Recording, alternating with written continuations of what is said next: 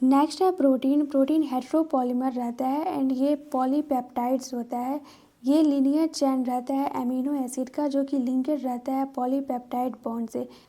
जितना भी प्रोटीन रहता है सब पॉलीमर रहता है अमीनो एसिड का। 20 टाइप का अमीनो एसिड रहता है। यहाँ पे कुछ एग्जांपल दिया गया है, alanine, cysteine, proline, tryptophan, lysine. Amino acid जो होता है ये इसेंशियल होता है हमारे हेल्थ के लिए। इसको दो कैटेगरी में डिवाइड किया गया है, essential amino acid and non essential amino acid. Essential amino acid में वो आता है जो कि हमारे बॉडी में फॉर्मेशन नहीं होता है, उसको हम डाइट के थ्रू लेते हैं, इसलिए इसको डाइटरी प्रोटीन बोला जाता है। And non essential amino acid में आता है जो कि हमारे बॉडी में फॉर्मेशन होता है। यहाँ पे प्रोटीन का फंक्शन दिया गया है। कुछ प्रोटीन जो रहता है वो न्यूट्रिएंट को सेल मेम्ब्रेन से पास करने में हेल्प करता है, कुछ फाइट करता है इन्फेक्टियस ऑर्गेनिज्म से, कुछ हार्मोन रहता है एंड कुछ इंजाइम रहता है। इस टेबल में प्रोटीन का नेम दिया गया है एंड उसका फंक्शन दिया गया है। कोलेजन जो होता है ये इंटरसेलुलर ग्राउंड सब्सटेंस होता है एंड ये मोस्ट इंपॉर्टेंट प्रोटीन होता है पूरे एनिमल वर्ल्ड में। ट्रिप्सिन जो होता है ये इंजाइम होता है, इंसुलिन हार्मोन होता है, एंटीबॉडी फाइट करता है इन्फेक्टियस एजेंट से। रिसेप्टर जो होता है ये सेंसरी रिसेप्शन होता है, एग्जाम्पल दिया गया है smell, test, hormone, etc. GLUT4 जो रहता है ये इनेबल कर देता है ग्लूकोज को ट्रांसपोर्ट होने से सेल में। नेक्स्ट है रुबिस्को। रुबिस्को का फुल फॉर्म होता है ribulose biphosphate carboxylase oxygenase and ये मोस्ट एबंडेंट प्रोटीन होता है वोल बायोस्फीयर में। नेक्स्ट है polysaccharide. Polysaccharide acid insoluble pellet होता है। पॉलीसैकेराइड को ही कार्बोहाइड्रेट्स बोलते हैं एंड ये जो होता है लॉन्ग चेन होता है शुगर का।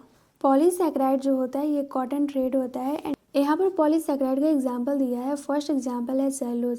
सेलुलोज में प्रेजेंट रहता है ग्लूकोज। ग्लूकोज होता है मोनोसैकेराइड एंड सेलुलोज को बोला जाता है होमोपॉलीमर क्योंकि इसमें एक ही टाइप का यूनिट प्रेजेंट रहता है मोनोसैकेराइड। वही यहाँ पे दिया गया है कि सेलुलोज जो होता है ये पॉलीमेरिक पॉलीसैकेराइड होता है। इसमें कंसिस्ट रहता है एक ही टाइप का मोनोसैकेराइड, वो होता है ग्लूकोज। सेकेंड एग्जाम्पल दिया गया है स्टार्च। स्टार्च होता है स्टोर हाउस एनर्जी का प्लांट टिश्यू में एंड एनिमल में ग्लाइकोजन होता है जो कि फूड को स्टोर करके रखता है। फोर्थ एग्जाम्पल है स्टार्च। स्टार्च जो रहता है इसका सेकेंडरी स्ट्रक्चर हेलिकल होता है एंड ये होल्ड कर लेता है आयोडीन को, जिसकी वजह से कि स्टार्च आयोडीन का फॉर्मेशन होता है जो कि ब्लू कलर शो करता है। सेलुलोज में कोई भी हेलिक्स नहीं रहता है इसलिए वो होल्ड नहीं कर सकता है आयोडीन को। नेक्स्ट है इनेवलिन जो कि पॉलीमर होता है फ्रुक्टोज का। ये फिगर दिया गया है ग्लाइकोजेन का। ग्लाइकोजेन में जो राइट इंड रहता है वो रिड्यूसिंग इंड होता है एंड लेफ्ट इंड जो रहता है वो नॉन रिड्यूसिंग इंड रहता है एंड ग्लाइकोजेन में ब्रांचेज होता है, ये राइट इंड है, ये लेफ्ट इंड है एंड यहाँ पे देख सकते हैं ब्रांच फॉर्म में है। प्लांट सेल वाल बना रहता है सेलुलोज से एंड जो पेपर बनता है प्लांट के पल्प से या कॉटन फाइबर से ये भी सेलुलोजिक ही होता है। कॉम्प्लेक्स पॉलीसैकेराइड में आता है amino sugar and chemically modified sugar. First example दिया गया है ग्लूकोसामाइन, सेकेंड दिया गया है एन एसिटाइल गैलेक्टोसामाइन, थर्ड दिया गया है काइटिन। कॉम्प्लेक्स पॉलीसैकेराइड जो होता है ये मोस्टली होमोपॉलीमर होता है। न्यूक्लिक एसिड में प्रेजेंट रहता है DNA and RNA. Nucleic acid macromolecules रहता है एंड ये पॉलीन्यूक्लियोटाइड्स होता है। किसी भी लिविंग टिश्यू या सेल में जब पॉलीसैकेराइड एंड पॉलीपेप्टाइड दोनों मिल जाता है साथ में तो ट्रू मैक्रोमोलिक्यूलर फ्रैक्शन का फॉर्मेशन होता है। न्यूक्लिक एसिड बिल्डिंग ब्लॉक है न्यूक्लियोटाइड का। न्यूक्लियोटाइड में 3 कंपोनेंट प्रेजेंट रहता है। फर्स्ट है हेटेरोसाइक्लिक कंपाउंड। हेटेरोसाइक्लिक कंपाउंड में आता है प्यूराइन एंड पायरिमिडाइन।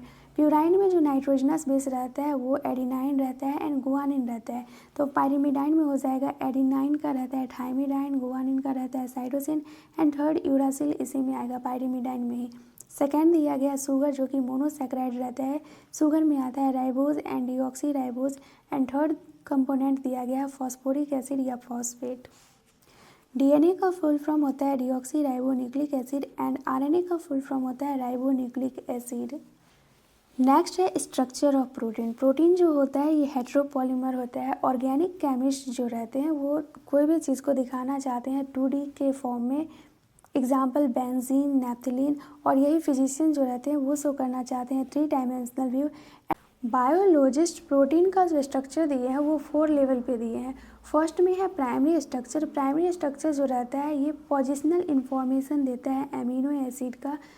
प्रोटीन को इमेजिन कर सकते हैं लाइन के जैसा। तो इसका जो लेफ्ट एंड रहता है वहाँ पे फर्स्ट अमीनो एसिड प्रेजेंट रहता है जिसको कि एन टर्मिनल बोलते हैं। एंड लास्ट अमीनो एसिड जो रहता है वो राइट एंड में रहता है जिसको कि सी टर्मिनल बोलते हैं। ये फिगर दिया गया है प्रोटीन स्ट्रक्चर का। फर्स्ट है प्राइमरी स्ट्रक्चर।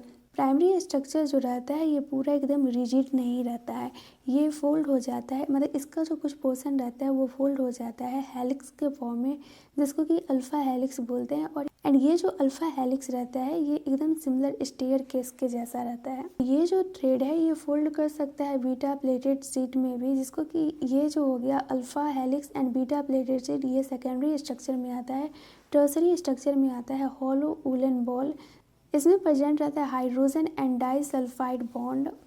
फोर्थ स्ट्रक्चर में आता है क्वाटरनरी स्ट्रक्चर। टर्सरी स्ट्रक्चर जो प्रोटीन का होता है वो इम्पोर्टेंट होता है बायोलॉजिकल एक्टिविटीज़ के लिए। कुछ प्रोटीन जो होता है उसमें मोर देन 1 पॉलीपेप्टाइड या सब यूनिट्स रहता है, तो ये इंडिविजुअल फोल्डेड पॉलीपेप्टाइड जो रहता है ये अरेंज हो जाता है एक दूसरे के साथ। इस आर्किटेक्चर को क्वाटरनरी स्ट्रक्चर बोलते हैं। एंड इसका एग्जांपल दिया गया है एडल्ट ह्यूमन में हेमोग्लोबिन रहता है तो इसमें 4 सब यूनिट प्रेजेंट रहता है। 2 सब यूनिट्स अल्फा रहता है एंड 2 सब यूनिट्स बीटा रहता है।